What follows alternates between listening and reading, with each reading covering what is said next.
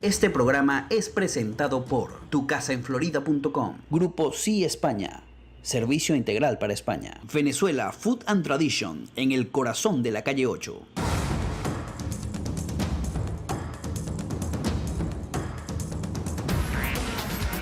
Patricia Poleo en Agárrate, opinión estremecedora.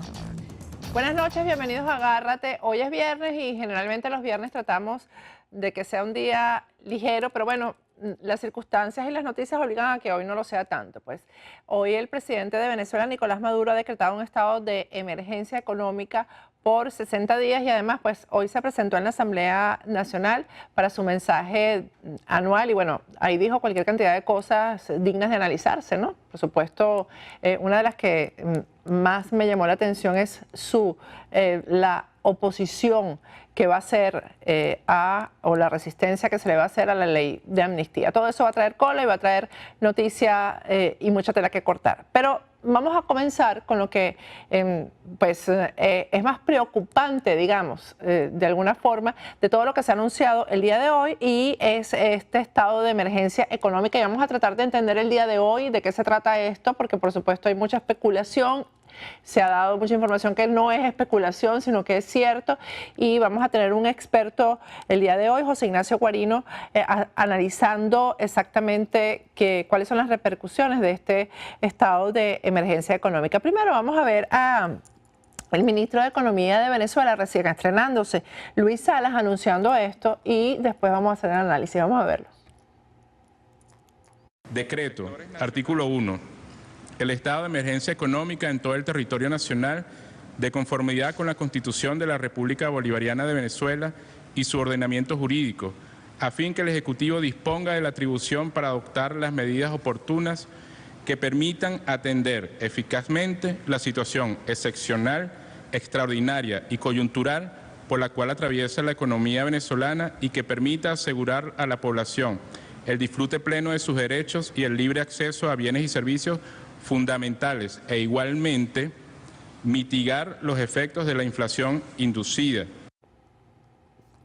Bien, este es el ministro de Economía de Venezuela, Luis Salas. Tenemos vía Skype a José Ignacio Guarino, él es experto en finanzas y es profesor universitario en la Universidad Católica Andrés Bello.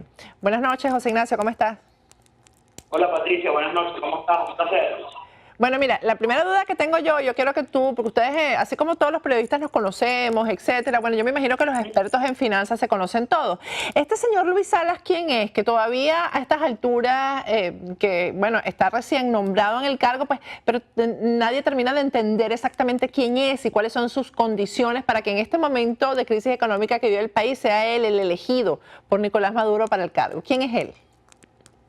Bueno, mira, no tengo el placer, por llamarlo de alguna manera, de conocer al profesor y al ministro, quien fue el que habló hoy y describió un poquito el tema del decreto de emergencia económica. Tengo entendido que es sociólogo, es profesor universitario en la Universidad Bolivariana, pero más allá de eso no tengo conocimiento. Y bueno, sí, tiene algunas publicaciones, tiene algunas teorías sobre las causas de la inflación, por qué la inflación. Fíjate que él habla de la inflación inducida. Aparentemente su teoría es que la inflación está basada y centrada en las ganancias de las empresas. Por ende hay que controlar las ganancias de las empresas. Entonces eso es un poco, digamos que contra el sentido económico, ¿no? Porque las empresas tienen en su génesis el producir ganancias, ¿no? Y riqueza. O sea, análisis aparte, pues el aspecto a mí que no es que no me gusta como mucho para que sea un ministro de Economía, pero bueno, vamos al tema que nos ocupa el día de hoy, José Ignacio. Yo voy a leer artículo por artículo para que tú nos los vayas explicando, porque además tú eres un experto en la materia, eres profesor universitario, y yo quiero que tú nos vayas explicando hasta dónde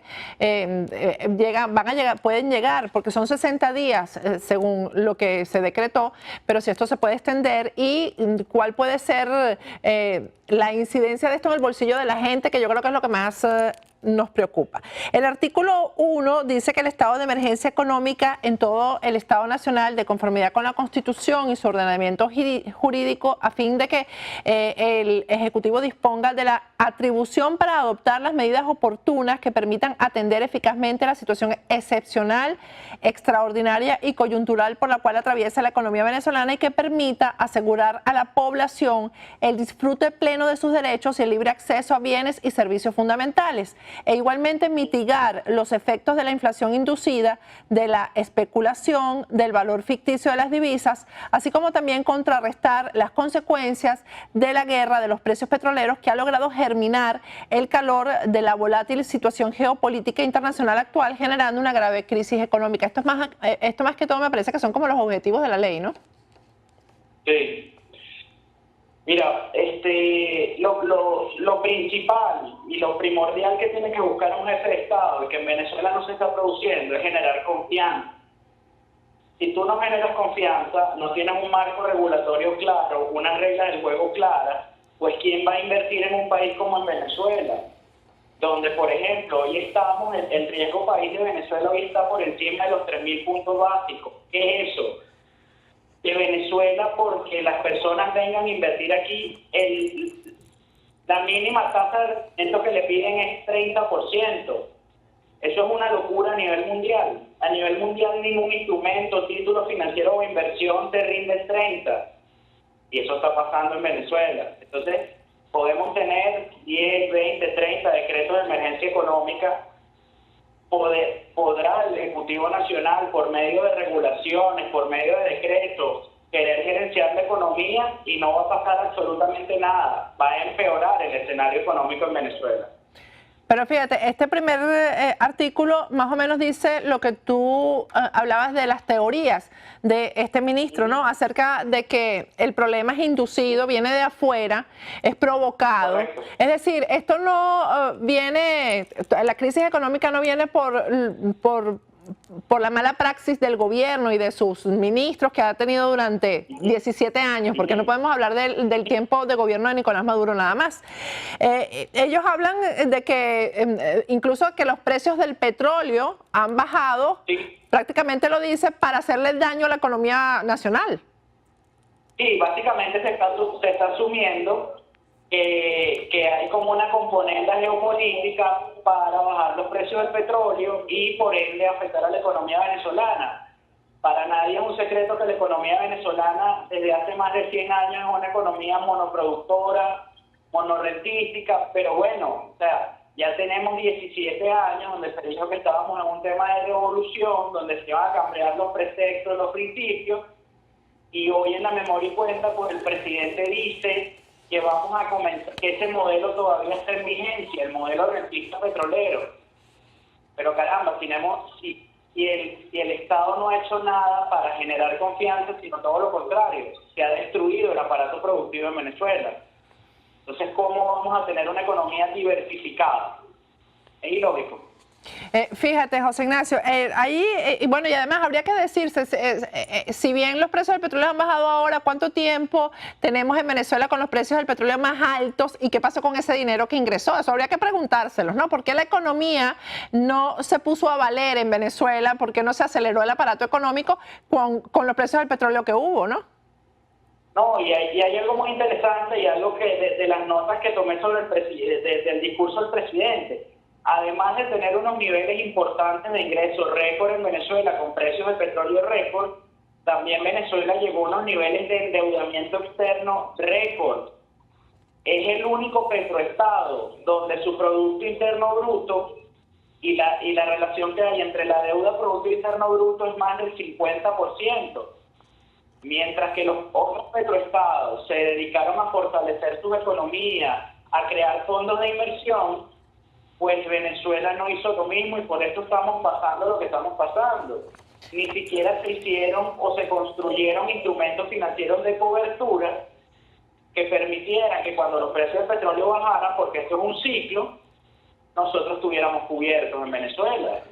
Entonces esas son las grandes preguntas. Porque otro tema, José Ignacio, es que en todos los países que tienen renta petrolera, estamos hablando hasta de Dubái, han aumentado los precios del petróleo por esta bajada del crudo. La gasolina está costando más ahora en Dubái, en Arabia Saudita, en todos los países que producen, pero en Venezuela no aumentan la gasolina, no toman la medida, pues. Bueno, porque como lo acaba de decir el presidente en su memoria y cuenta, pues eso tiene un costo político y social importante y elevado en Venezuela. Todos los expertos coinciden y coincidimos de alguna forma en que hay que subir el precio de la gasolina. Pero también decimos, ¿cuál es el único beneficio que tenemos en Venezuela? Un petroestado, un estado supuestamente millonario, pero que es un estado pobre.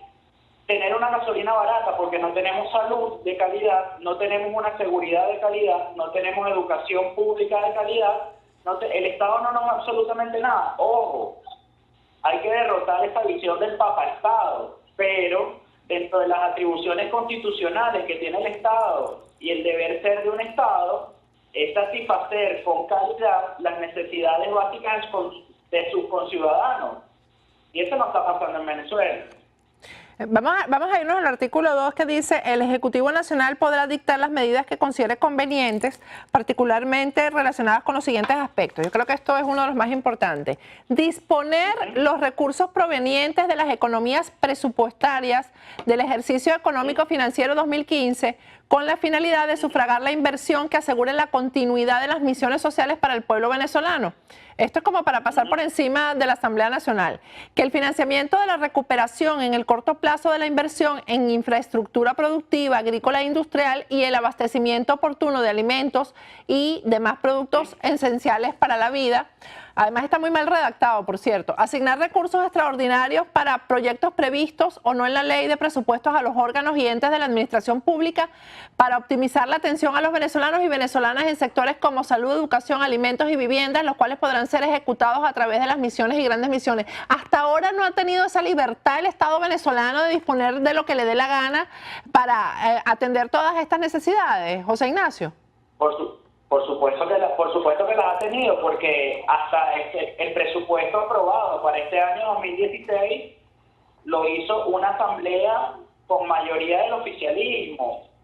Entonces, ¿qué es lo que deberíamos hacer si estamos en una real emergencia económica? Lo primero, recalcular el presupuesto nacional. Hay que sincerar las variables.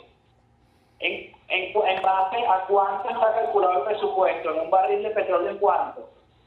¿Y en cuánto está el barril de petróleo y cerró el barril de petróleo venezolano hoy? Alrededor de los $24. Es imposible, con base en lo que se calculó el presupuesto nacional del 2016, cubrir el presupuesto. A mí me llama la atención que entre las disposiciones que hay están como que son simplemente las obligaciones, las responsabilidades del Estado y las están colocando en una emergencia económica. José Ignacio, yo no sé mucho de economía, pero lo estoy interpretando de esa manera. Por ejemplo, hay uno que dice dispensar de los trámites cambiarios establecidos por Sencoex y por el Banco Central de Venezuela a órganos y entes del sector público o privado a los fines de agilizar y garantizar la importación de bienes o insumos indispensables para el abastecimiento nacional, la reactivación productiva del país o el aumento de la capacidad tecnológica productiva. Esto es lo que va a traer que se sigan robando los dólares. Porque ahora les van a dar dólares a diestra y siniestra y se los van a robar. O van a robarse más. Pero es que básicamente yo creo que el problema va más allá, Patricia, porque el tema es que el flujo de caja está bastante comprometido sobre los dólares, porque cada día tenemos menos dólares. Más allá entra en la diatriba de como el presidente en algún momento de la memoria y cuenta hoy lo dijo, de que se había hecho una economía dependiente de lo que era el Caribe y todo este tema, y de a quién se le asignó y no se le asignó, y la transparencia o no, es que básicamente seguimos en lo mismo. Sí. O sea, aquí el tema es si sustituimos importaciones o no, cuán productiva va a ser la economía. En este momento, después de 17 años y con esta gran crisis, exactamente, y los dólares, ¿cómo enrumbamos esta economía? ¿Cómo hacemos para que se produzcan aquí las cosas que importamos? ¿Cómo hacemos para reconstruir una economía que se hizo una economía de puerto? donde era más... Donde bueno, es que hay un negocio cambiario. Hay uno de los artículos que dice que hay que agilizar que la mercancía salga pronto de los puertos. Eso se supone que es una obligación del Estado. Vamos a ir a un corte, José Ignacio. Al regreso vamos a hablar de las medidas que se supone son para evitar o para acabar con el desabastecimiento, porque se habla, y eso también quiero que me lo digas clarito, de que entre mayo y junio viene una crisis, pero terrible en Venezuela, que no la va a poder parar nadie, y todo derivado, por supuesto, de que la gente simplemente no consigue qué comer. Y eso yo creo que eso es lo que el pueblo más necesita y más exige, y lo que más reclama. Cuando tú no tienes nada que darle de comer a tus hijos, ahí es que la cosa se pone bien fea para el Estado, para el gobierno, pues. Al regreso seguimos hablando con José Ignacio Guarino, pero primero vamos a hablar de tu casa, del momento de escoger el lugar donde vas a vivir. Para eso tienes un gran aliado en la Florida, que es Tu Casa en Florida.com. Es una compañía de real estate fundada por venezolanos que saben lo que te gusta. Ellos prestan el servicio de venta y alquiler de casas, apartamentos y todo lo que necesites para vivir en la Florida. Te hacen las remodelaciones a tu gusto, y si quieres construir, te hacen tu casa a la medida de tus necesidades. Si compras inmuebles para alquilar, ellos te los administran. Tucasaenflorida.com funciona como un motor de búsqueda de inmuebles y propiedades. Cada persona puede ingresar en la página web y desde allí buscar y encontrar las propiedades con características, precios, disponibilidad y fotos actualizada. Su página web es www.tucasaenflorida.com. En las redes sociales son en Instagram, @tucasaenfl, en el Twitter, @tucasaenflorida. Tienen un correo electrónico que es info@tucasaenflorida.com y 3 números telefónicos, uno que puedes llamar directamente desde Venezuela, que es el 771-0568. Desde Estados Unidos puedes marcar el 561-927-5412 y desde Perú el 718-5028. Vamos a un corte y al regreso seguimos hablando con José Ignacio Guarino, que es experto en finanzas. Ya volvemos.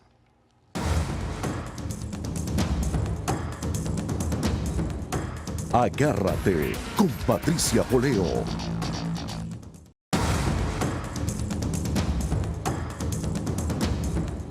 Agárrate con Patricia Poleo. Regresamos con Agárrate. Estamos tratando de analizar esta medida de emergencia económica dictada el día de hoy por el presidente Maduro, horas antes de presentarse en la Asamblea Nacional para dar su mensaje anual ante los parlamentarios. José Ignacio Guarino está con nosotros. Él es experto en finanzas, analizando este decreto de emergencia. Y una pregunta que se hace todo el mundo es si este decreto de emergencia va a acabar con el desabastecimiento, José Ignacio, porque fíjate, hay una parte, porque además todas las palabras que se utilizan son palabras autoritarias, ¿no? Adoptar, requerir,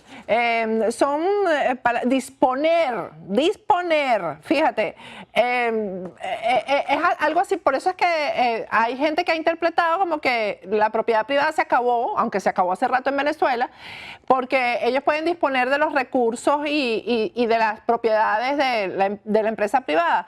Hay una parte que dice requerir a empresas del sector público y privado incrementar sus niveles de producción, así como el abastecimiento de determinados insumos a los centros de producción de alimentos o bienes esenciales para garantizar la satisfacción de necesidades básicas de los venezolanos y las venezolanas. Explícame cómo se hace esto cuando el aparato productivo está simplemente en cero, producto de las políticas económicas. Como te lo decía hace rato, lo que pasa es que aquí de alguna manera se desvirtuó el camino, se desvirtuó lo que es el Estado. El Estado no tiene porque son empresarios. Entonces aquí el Estado se subrogó unas potestades que no tenía que hacerlo. Yo no sé particularmente cómo en 60 o en 120 días se va a reconstruir un aparato productivo que tiene años desmontándose, porque más allá de la parcialidad política, la ideología política es una realidad. Las colas en Venezuela cada día son más grandes. Todos padecemos las colas en Venezuela, desde para poder comprar lo más básico en alimentación, aseo personal, medicina.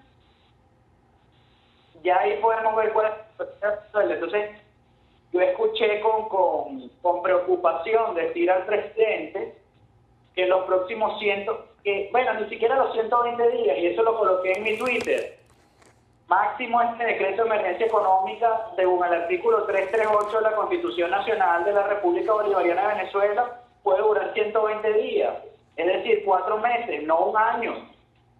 Y él dice que todo el año 2016 será para este tema. O sea, ¿Cómo con tantos controles vamos a incentivar la inversión en Venezuela? Aquí primero que nada tiene que, de alguna manera, mediante una ley, que dé un marco regulatorio claro para inversiones extranjeras. Porque si no, nadie va a ingresar un centavo a Venezuela para que en cualquier momento se lo expropien, se lo confisquen o cualquier otro instrumento que pueda inventarse el Estado. fíjate, hay una parte del decreto que es clarita en eso, dice adoptar todas las medidas necesarias para asegurar el acceso oportuno a alimentos, medicinas y demás bienes de primera necesidad, así como a todos los servicios necesarios para el disfrute pleno de sus derechos. En tal sentido, el Ejecutivo Nacional podrá requerir de las personas naturales o jurídicas, propietarias o poseedoras, los medios de transporte, canales de distribución, centros de acopio, beneficiadoras y demás establecimientos, bienes inmuebles y demás mercancías que resulten necesarios para garantizar el abastecimiento oportuno de alimentos a los venezolanos, así como otros bienes de primera necesidad, las expropiaciones. Es que el problema no es la cadena de distribución. Por ejemplo, el problema es que no se está produciendo. ¿Y por qué no se está produciendo? Por ejemplo, en la industria de la pasta, porque no hay material de empaque. Por ejemplo, otro tema, cuando se va a comprar algún antibiótico en Venezuela, el antibiótico cuesta 8 bolívares. Por ponerte un precio que lo viví hace una semana, 8 bolívares no cuesta ni la caja. Entonces estos controles que tenemos en Venezuela, control de precio, control de cambio, controles en las ganancias, etcétera, lo que hacen es crear estas distorsiones que tenemos en la economía venezolana. Entonces, si seguimos por la ruta de fortalecer o querer ser más eficientes, pero los controles, y no que se flexibilicen o desaparezcan los controles, la crisis va a ser cada día más grande. Y esto nos pega a todos los venezolanos que estamos dentro de Venezuela, descartando parcialidad política, pensamiento o ideología, credo, etcétera. Y este tema de la guerra económica hay que desmontarlo. ¿Cómo se De verdad, es un tema solo de discurso. Porque, Lo que hay que hacer es pragmático. porque fíjate, José Aquí no hay Ignacio, guerra económica. cuando tú hablas de que hay que desmontarlo, eso es bien importante. ¿En qué sentido? Que habla Nicolás Maduro y hay mucho venezolano que le cree el cuento Por de la supuesto. guerra económica. Y hay mucho venezolano que no tiene con qué comer, que no encuentra comida y cree de verdad que es por la guerra económica que no tiene con qué comer y no entiende, ¿verdad?, que ha sido simplemente que el gobierno ha sido incapaz y ladrón, las dos cosas. Entonces, ¿cómo se desmonta esa mentira que termina convirtiéndose en una verdad para muchos? Mira, Patricia, yo tengo un discurso particular que lo doy en mis clases, en cualquier foro que voy, lo trato de transmitir por las redes sociales.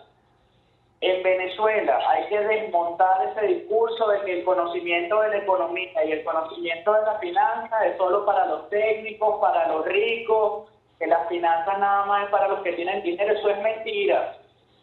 Hasta que no entendamos y comprendamos todos y cada uno de los venezolanos el por qué estamos como estamos, que es por causa de no tomar decisiones pertinentes, oportunas y eficaces, no vamos a ir a ningún lado. ¿Cómo podemos tener una guerra económica? Por ejemplo, en el ámbito de las divisas, cuando en Venezuela el que administra las divisas es el Estado y es el que decide cómo se asignan, mediante cuáles mecanismos. Entonces, yo creo que todos los actores en Venezuela, la sociedad como tal, tenemos que sincerarnos. Este tema de la guerra económica, y yo lo he hablado muchísimas veces, es un discurso y tenemos que estar claros de algo. En Venezuela, particularmente, la economía va de la mano de la política. Por lo tanto, son los políticos, en primer término, los que tienen que enfocarse a derrotar el discurso de la guerra económica y desmantelarlo explicando cuáles son las causas reales. Porque hasta que aquí en Venezuela el discurso sea eminentemente técnico o eminentemente político y no se le llega a la gente y se le explica el por qué no tienen la harina en su casa, no tienen el aceite en su casa, no tienen el jabón en su casa, tienen que comprar con número de cédulas, cualquier discurso eminentemente mesiánico va a ser interesante y va a ser comprado. Y tenemos que estar claros de algo en Venezuela. El chavismo es una fuerza política, social importante. No hay que pensar en desaparecerla, porque eso es un error. Hay que pensar en convencerla. ¿Y cómo se convence a la gente? Con argumentos claros. ¿Cuáles son esos argumentos en este momento para el venezolano? Que todos los días hay una mano invisible que nos saca el dinero del bolsillo. ¿Cuál es esa mano invisible? La inflación. Cada día, tengamos el ingreso que tengamos, cada uno de los venezolanos, compramos menos. Ese tema... direccionar. Y eso, porque ya tú conoces y ya todos los venezolanos han leído este decreto que no va a terminar con el problema de la inflación, no va a terminar con el problema del desabastecimiento. ¿Cuál de verdad es el estado del desabastecimiento en Venezuela, José Ignacio, que se dice que viene una crisis terrible en el país simplemente de hambre? Que lo que viene es hambre en el país, no porque ni siquiera haya con qué comprar, sino porque no va a haber qué comprar. ¿Cuál es el estado real de las estanterías y de la dotación de alimentos en Venezuela? Mira, en diciembre era muy triste aquí ir a un supermercado y encontrar en los pasillos de ambas caras solo vinagre, por ejemplo. Y yo creo que ningún comerciante, básicamente tenga la ideología política que tenga, no va a querer vender sus productos o los va a esconder. Quizás hayan algunos, posiblemente hayan algunos, pero las nóminas no se paran, los costos fijos siguen corriendo. Entonces los empresarios lo que quieren es cada día ganar más y vender más, aquí en Venezuela y en cualquier otro país del mundo. Claro, porque eso es el negocio. Es correcto, es un negocio. Claro, más nada. Entonces, yo creo que básicamente con esto también se puede demostrar que no hay guerra económica, porque a la gente lo que le conviene es vender, y no cómo pagan su nómina, sus costos fijos, etcétera. Y el tema, lo que te pregunto del desabastecimiento es porque sí se habla incluso de que, bueno, de que lo que va a venir es tan terrible. Incluso aquí hay personas que están ya mandando mercados, personas que viven aquí y tienen su familia en Venezuela, que están mandando mercados para Venezuela porque se sabe que lo que viene es terrible. Y he oído incluso familiares diciendo, por favor, trata de rendir lo que te estoy mandando porque la crisis no se sabe ni siquiera si se van a poder enviar alimentos por este decreto, por ejemplo, dice que pueden agarrar un contenedor de alimentos y llevárselo. ¿Pero de quién se lo van a llevar? Porque ¿quién va a importar alimentos ahorita en Venezuela? Que no sea el Estado. Lo podemos ver fácil, en el 2015 y el 2014, el gran importador de alimentos y el gran importador consolidado es el Estado. Entonces, ahí también esos son puntos que hay que analizar. ¿Hay forma de revertir esto, José Ignacio? Tú que eres un experto en finanzas, ¿hay forma de revertir la situación económica en Venezuela? Por supuesto que hay forma de revertirla, pero nadie puede creer que esto es tema de un decreto, o de un año, o de 2 años, con controles. O sea, obviamente, por ejemplo, el control de cambio, ¿por qué se implementó hace más de 13 años? Para evitar la fuga de capitales por la falta de confianza en Venezuela bajo una situación política extrema. Bueno, durante estos más de 13 años de controles de cambio, la fuga de capitales ha sido bestial. Entonces, el control de cambio no cumplió con su cometido. Ojo, desmontar un control de cambio de un día para otro no es nada fácil. Ni es lo recomendable, ni es lo técnico, etc. Claro. Pero por lo menos flexibilizar el control de cambio. Tú tienes que motivar la producción privada. País que no motiva la producción privada y la colaboración conjunta con el Estado, que le dé incentivos al sector privado, no crece. Eso es aquí y en cualquier otra parte del mundo. Bueno, lamentablemente... Para salir de la crisis existen, pero tienen que ser mecanismos consensuados. Este tema que está viviendo Venezuela, de esta polarización, bajo esta polarización no saldremos de la crisis, se profundizará la crisis. Bueno, un panorama la verdad es que bien negro, José Ignacio, gracias por atendernos. Muchísimas gracias. Sí, de nada, a ti, hasta luego. Bueno, José Ignacio Guarino, experto en finanzas, el panorama sumamente negro. Nosotros vamos a seguir, por supuesto, haciendo estos análisis, porque la gente a lo mejor lee esto, no lo entiende o piensa que de verdad viene una salida con un decreto como este y es todo lo contrario. Ya ustedes lo escucharon. Bien, vamos a ir a un corte, pero primero vamos a hablar de emigrar para España de la mano del grupo Sí España. Muchos piensan que para emigrar a España hace falta tener un familiar español o invertir grandes cantidades de dinero y no es así.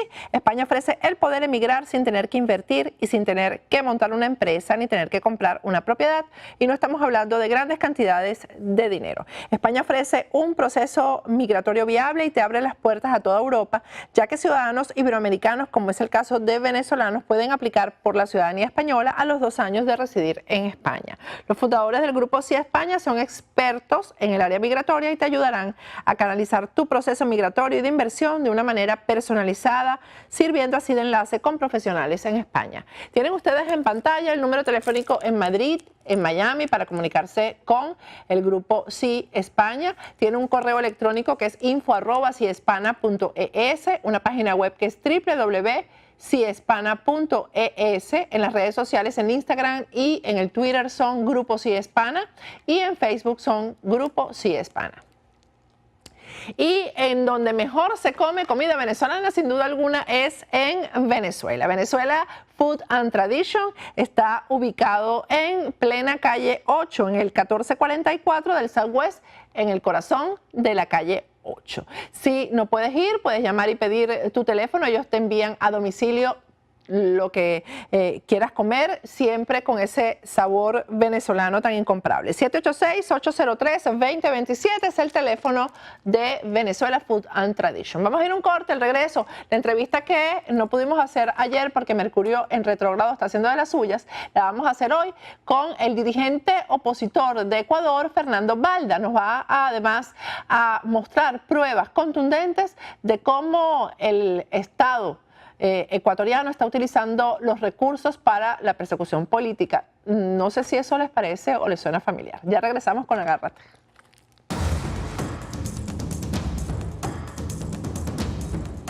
Agárrate con Patricia Poleo.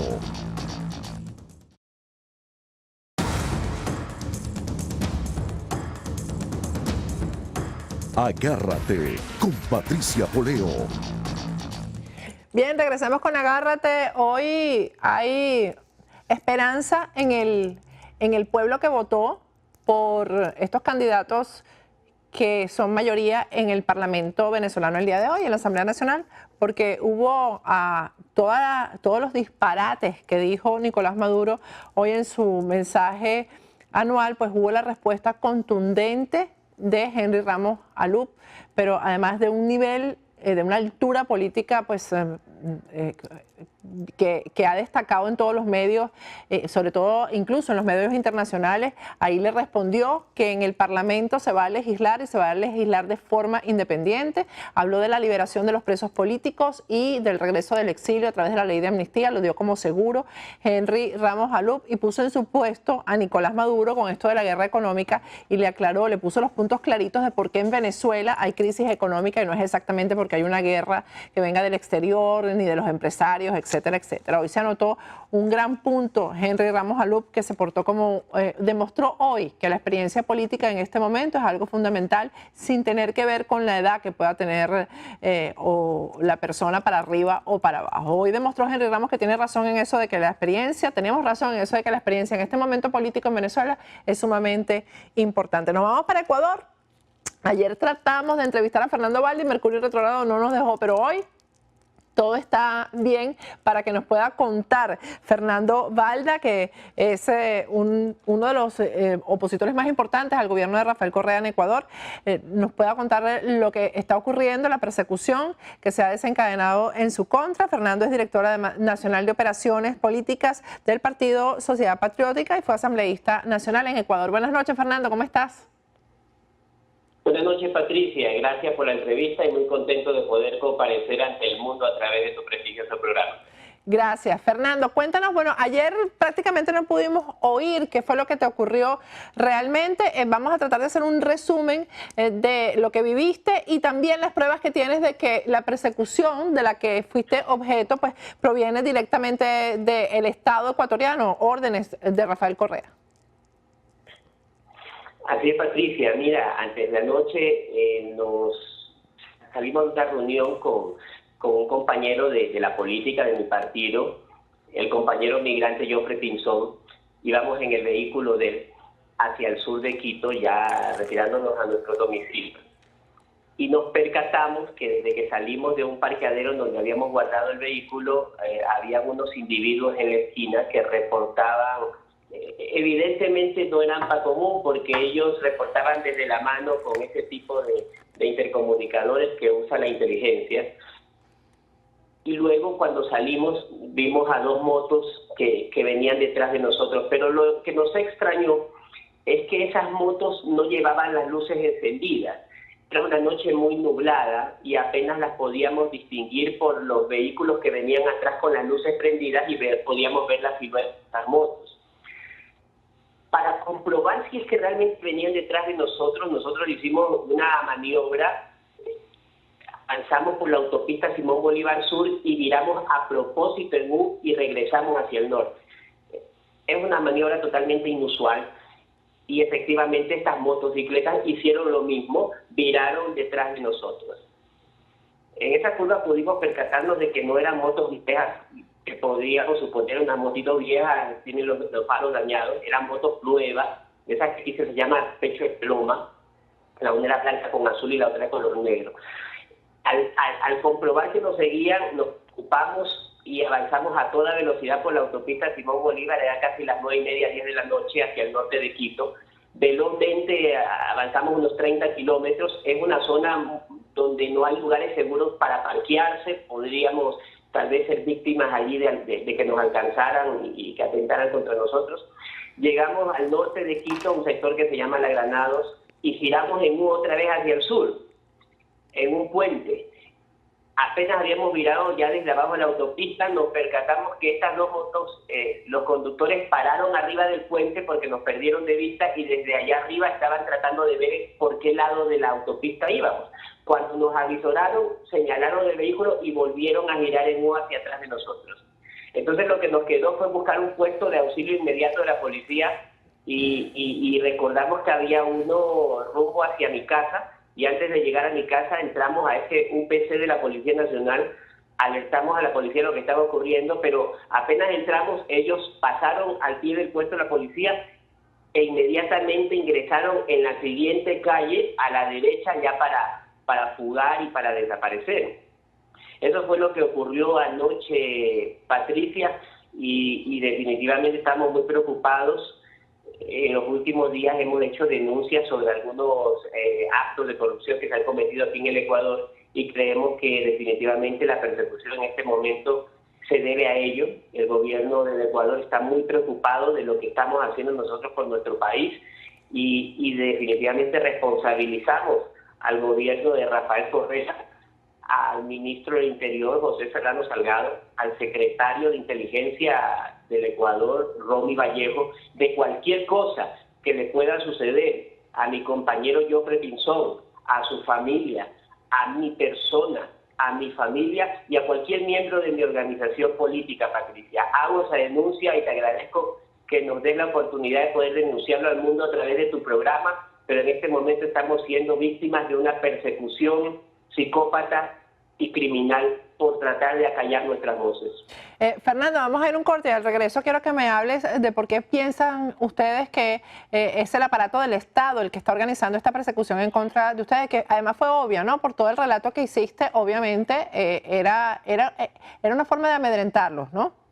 Se hicieron notar para marcar en ustedes esto de que están siendo seguidos. Vamos a ir un corte y al regreso nos vas a contar por qué creen ustedes que esto viene del Estado ecuatoriano. Primero vamos a hablar del momento de escoger la casa. Y el momento de escoger la casa necesitas un buen aliado y un buen asesor. Tucasaenflorida.com es una compañía de real estate que ha sido fundada por venezolanos que saben lo que te gusta. Prestan el servicio de venta y alquiler de casas, apartamentos y todo lo que necesitas para vivir en la Florida.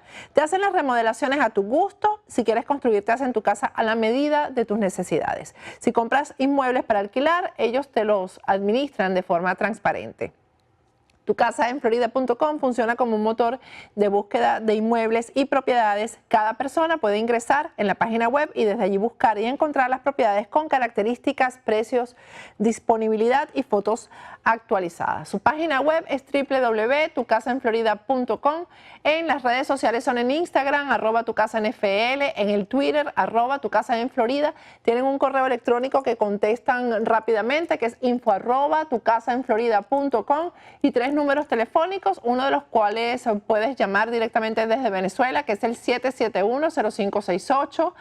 Desde Estados Unidos puedes marcar el 561-927-5412 y desde Perú el 718-5028. Vamos a un corte y al regreso continuamos hablando con Fernando Balda, directo desde Ecuador. Ya volvemos.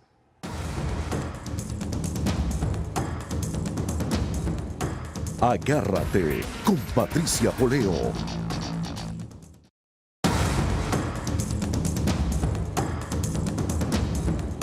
Agárrate con Patricia Poleo. Regresamos con Agárrate. Fernando Balda, que es un férreo opositor al gobierno de Rafael Correa, pues ha hecho una denuncia grave, ha sido objeto de persecución. Y te dejamos, Fernando, al aire la pregunta en el segmento anterior de cómo saben ustedes que esta persecución es ordenada directamente por Rafael Correa, el presidente de Ecuador. Bueno, Patricia, para que no se diga que se trata de paranoia, de delirios de persecución, de que nos estamos inventando una persecución, como normalmente nos suele acusar de ello este régimen, he decidido a través de tu programa desclasificar y denunciar unas fotografías que demuestran que el régimen de Rafael Correa utiliza a los departamentos de inteligencia de la Policía del Ecuador para perseguirme, para perseguir a opositores, por el mero hecho, el puro delito nuestro de denunciar, de discrepar y denunciar la corrupción del régimen. En la fotografía que estamos viendo en este momento al aire, se ve una marcha en la que yo me encontraba en un pueblo en el sur de Quito, un pueblo que se llama Machachi, una marcha indígena. Se ve detrás de la pancarta un individuo.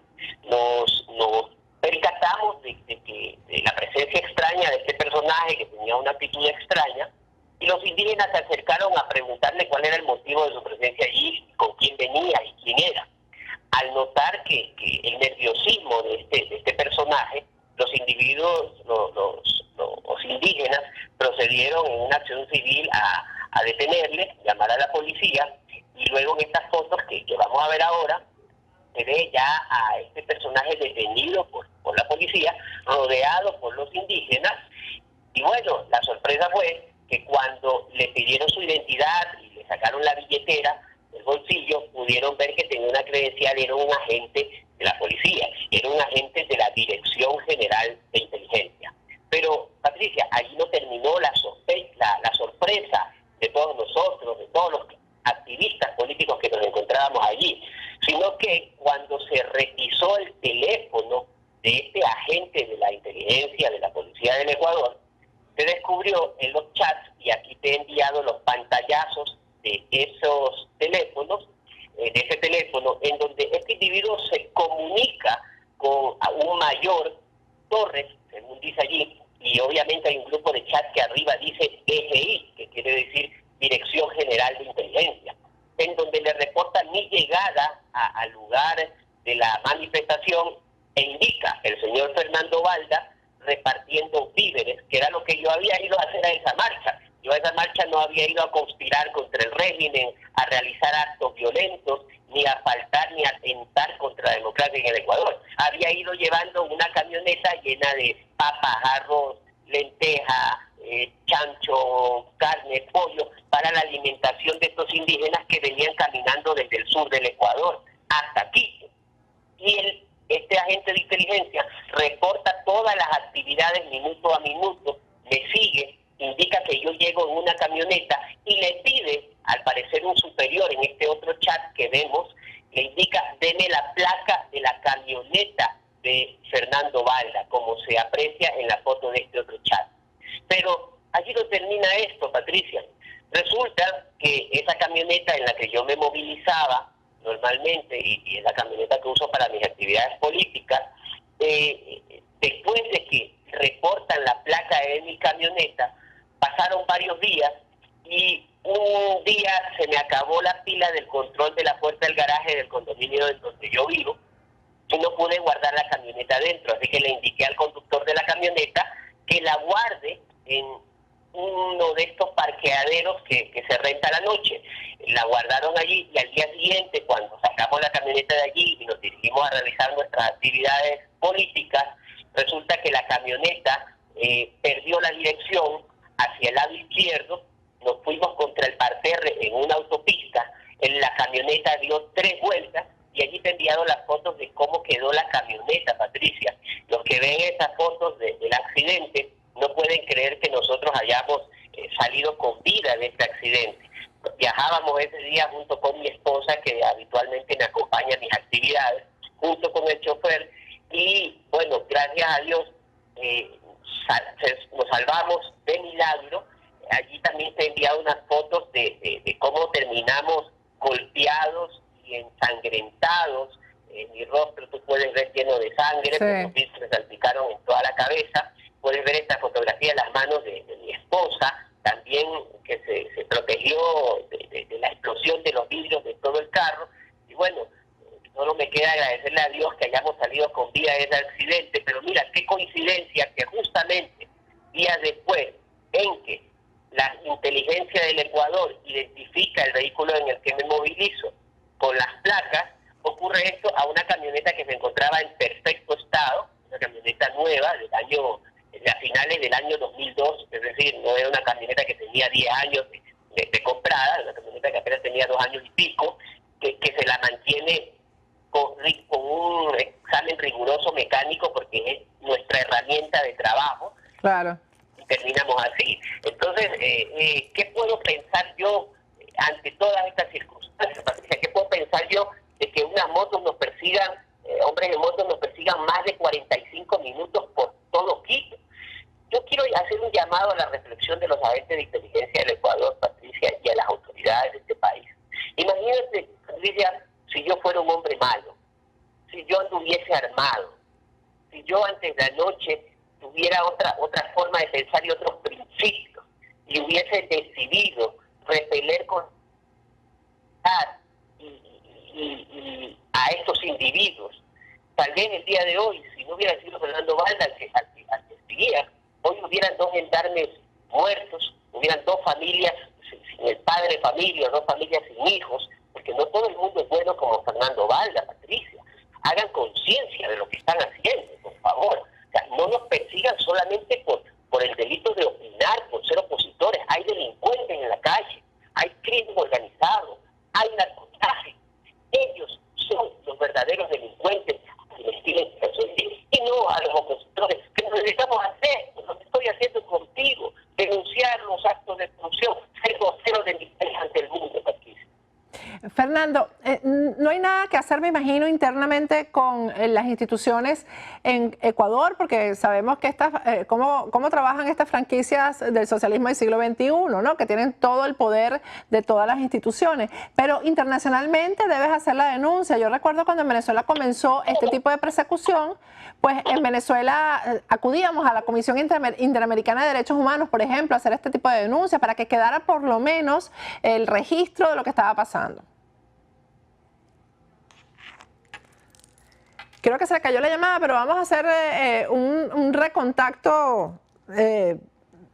Vamos a reconectarnos con Fernando Balda y vamos a ir a un corte y al regreso vamos a terminar, a sellar la entrevista con Fernando Balda. Ya volvemos.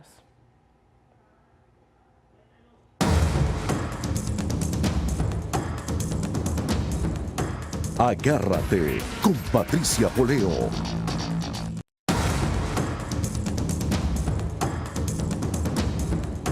Agárrate con Patricia Poleo. Ya logramos la reconexión con Fernando Balda. Mercurio en retrógrado hace estas cosas, señores, y por eso hemos tenido 2 días tratando de entrevistarlo. Fernando, la última pregunta ya para sellar. Han hecho la denuncia internacional que es muy importante ante la Comisión Interamericana de Derechos Humanos, etcétera, porque es un Estado contra ustedes. Mira, definitivamente aquí en el Ecuador no hay nada que hacer, Patricia. Nada que hacer. Aquí la justicia está totalmente politizada, parcializada y sesgada hacia el régimen. Mira, algo de Ripley, el fiscal general de la Nación en el Ecuador, que lo sepa el mundo, es primo de Rafael Correa. Y es la autoridad competente a la que tenemos que acercarnos nosotros a hacer este tipo de denuncias. Así que, como tú lo has dicho, la Comisión Interamericana de Derechos Humanos es la instancia pertinente a quien nosotros tenemos que ir y llevar todos estos atropellos, denunciar todas estas violaciones a los derechos humanos. Quiero decir a nuestros amigos que estén tranquilos. La persecución sistemática a un político o a un grupo político es considerado un delito de lesa humanidad. Así no es. tiene prescriptibilidad. Así que lo haremos a su debido momento. En cuanto hayamos recuperado la democracia aquí en el país, Patricia, porque estamos trabajando en eso duramente. Las demandas están en curso, las estamos redactando, estamos recopilando pruebas. Ya tú lo ves, el mundo lo ha visto, lo hemos denunciado aquí. Tenemos pruebas de los seguimientos que nos hacen, de la persecución infame y de los actos criminales que se han intentado cometer en nuestra contra. Pero tenemos otra labor durísima, y es la que estamos enfrentando en este momento, que es de recuperar la democracia en el Estado. Buenas noticias. Se volvió a caer la llamada. Bueno, yo creo que ya quedó claro. Lamentablemente se nos cayó la llamada otra vez. Para eso... Ok. Ajá. Le doy buenas noticias al mundo. No sé si están escuchando todavía por allá, sí, pero está en marcha la posibilidad de todos los partidos políticos aquí en el Ecuador, y vamos a estar reunidos en los próximos días y hablar de las noticias al mundo. Es posible que lograr unirnos todos para que haya un solo candidato a la presidencia de la República, una lista única al examen. Solamente así, juntos podremos tratar al Ecuador a escuchar. Bueno, fue la experiencia de Venezuela. Gracias, Fernando. Muchísimas gracias y manténnos informados de todo eso. Ustedes lo escucharon, lo vieron. Fernando Balda, un candidato único a la presidencia y una única lista para la Asamblea Nacional, lo que ha sido exitoso en Venezuela hasta ahora. Vamos a despedirnos hasta el lunes, pero antes les recuerdo que hay una gran opción para emigrar y es España, y el Grupo Sí España te lleva de la mano. Muchos piensan que para emigrar a España hace falta tener un familiar español o invertir grandes cantidades de dinero, y no es así, porque España ofrece el poder emigrar sin tener que invertir ni montar una empresa ni tener que comprar una propiedad, y no estamos hablando de grandes cantidades de dinero. España ofrece un proceso migratorio viable y te abre las puertas a toda Europa, porque ciudadanos iberoamericanos, como es el caso de venezolanos, pueden aplicar por la ciudadanía española a los 2 años de residir en España. Además, la homologación de títulos es mucho más factible y más viable en España. El Grupo Sí España te lleva de la mano, y ahí tienes sus números telefónicos en Madrid y en Miami. Tienen un correo electrónico que es info@siespana.es, una página web que es www.siespana.es. En las redes sociales son en Twitter y en Instagram @Grupo Sí Hispana, y en Facebook Grupo Sí Hispana. Y el cuidado del cabello solamente se pone en manos de expertos. Caloyero Trabamonte es el mejor del sur de la Florida. Su página web es www.turred.com. En la página web haces tu cita y su número telefónico es el 954-732-1485. Y los accesorios que luzco en este programa son diseñados y hechos por Jackie Rosenthal. Jackie está ubicada en Weston. Ella tiene su taller donde además da clases de orfebrería enseña a hacer todas estas bellezas que luzco en este programa. Si llevas una amiga, una clase te sale gratis. Ahí tienes todos los equipos, las herramientas, los materiales, y aquí tienes esas medallas hermosísimas, sobre todo las medallas de San Benito en todos los colores. Jackie Rosenthal tiene un número telefónico que es el 954-708-9300, está ubicada en el 15946 West State Road, 84 Sunrise en Weston. Bueno, me despido hasta el lunes. Feliz fin de semana. Este programa fue presentado por tucasaenflorida.com, Grupo Sí España, servicio integral para España. Venezuela Food and Tradition, en el corazón de la calle 8.